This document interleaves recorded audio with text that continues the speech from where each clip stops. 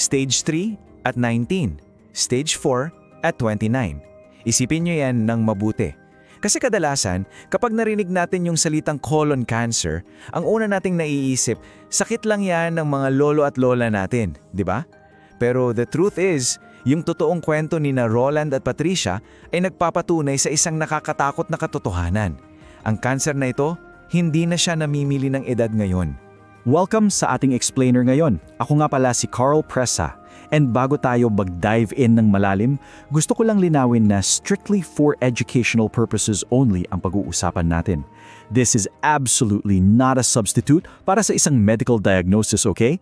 Kung may nararamdaman man kayong kakaiba, please consult your doctor agad. Alright, let's get into it. Cancer, hindi lang pang matanda.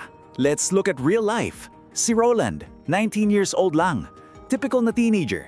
Mahilig sa computer games, madalas malipasan ng gutom. Tapos, bigla na lang bumagsak yung katawan niya. Ang diagnosis, stage 3 colon cancer. And then, we have Patricia, isang masiglang teacher, 29 years old. Biglang sumakit ang tiyan. And pag-check up, stage 4 na pala. Kumalat na sa atay at sa baga niya. Sa isang iglap, literal na nagbago yung buhay nila. So here's a really shocking reality for you. Ayon sa data ng American Cancer Society, ang kaso ng colorectal cancer sa mga adults under 55 ay pumalo na sa 20%. Kung iisipin nyo, noong 1995 nasa 11% lang yan eh. Ngayon, halos doble na. At heto yung pinaka nakakaalarma dyan. The death rate para sa age group natin ay patuloy na tumataas ng 1% taon-taon.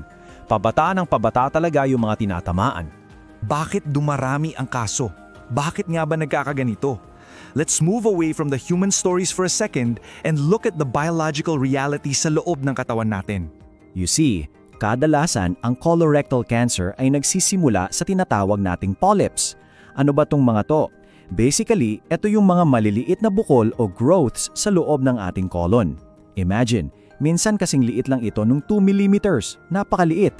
Sa umpisa, completely harmless ang mga ito, pero over time, pwede silang mag-transform into malignant tumors. Ito yung tinatawag sa mga medical journals na adenoma carcinoma sequence. Nagsisimula sa isang napakaliit na bukol hanggang sa nagiging fully blown na cancer. Now, look at the clear difference here. Ayon sa data mula sa Manila Doctors Hospital, older patients usually have what we call well-differentiated tumors. Ibig sabihin, mas mabagal itong kumalat at madalas nakikita agad sa mga routine screening. Pero kapag tiningnan natin yung mga young Filipinos, kabalintaran, kadalasan late na nadedect yung sakit at ang cancer ay poorly differentiated, meaning it's highly aggressive at napakabilis nitong kumalat sa katawan. Para mas maintindihan natin kung bakit ganito siya ka-agresibo, tingnan natin ang tinatawag na mismatch repair o MMR status. Sa isang pag-aaral ng UP at PGH, nakita nila na 21% ng young patients natin ay may deficient MMR. Basically, hindi naaayos ng katawan ng tama yung mga errors sa mismong DNA natin. The result? Sobrang bilis mag-mutate ng cells, leading to fast-spreading tumors na napakahirap gamutin. Ngayon baka iniisip mo, wala namang kaming history ng cancer sa pamilya namin so safe ako. Well, we need to bust that myth right now. Ayon sa DMR study na to, almost 70% ng mga young patients ay walang kaalam-alam na may kamag-anak pala silang may cancer. Zero family history. As in, wala. Kaya please, wag nating iasa lang sa genetics yung kaligtasan natin. Actually, talagang nakakababahala na ito, maging sa mga eksperto mismo. Pakinggan niyo yung sinabi ni Dr. Joel Gabre, isang kilalang gastrointestinal cancer expert. Sabi niya, it's alarming to see how rapidly the whole patient population is shifting younger. Kasi nga, walang isang malinaw na dahilan kung bakit ito nangyayari sa henerasyon natin.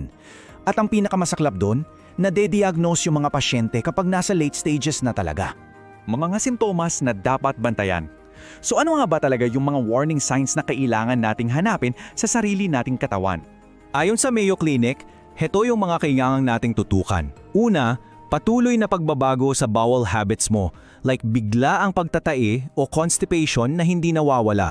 Pangalawa, may nakikita kang dugo sa dumi. Pangatlo, abdominal discomfort. Ito yung matinding pananakit ng tiyan o cramps, just like what Patricia experienced. Nariyan din yung feeling na parang hindi ka patapos dumumi, matinding fatigue o panghihina, At unexplained weight loss, yung biglang pagbagsak talaga ng timbang mo na nangyari naman kay Roland. Pero wait, heto ang gusto kong itatak nyo sa inyong isipan, okay? Sa early stages ng colon cancer, you might have absolutely no symptoms. As in, wala kang mararamdaman at all. Kaya napakadelikadong hintayin mo pang lumabas yung mga simptomas bago ka magpakonsulta. It acts silently in its earliest stages. At kapag may naramdaman ka na, madalas advanced stage na yung cancer. Paano ito maiiwasan? That's the big question, right? Empower natin yung mga sarili natin. Dahil kahit nakakatakot yung mga data na to, may laban tayo at may malinaw na hakbang para makaiwas. Unang-una, kailangan nating mag-lifestyle check.